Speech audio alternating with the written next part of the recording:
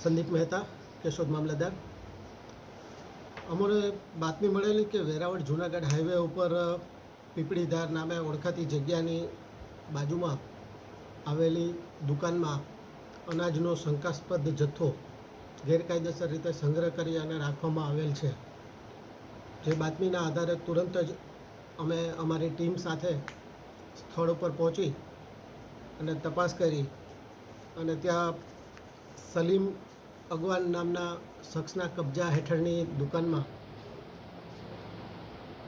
ચોખાનો જથ્થો મળી આવેલ છે, જે 249 બાચકા ત્યાં હતા.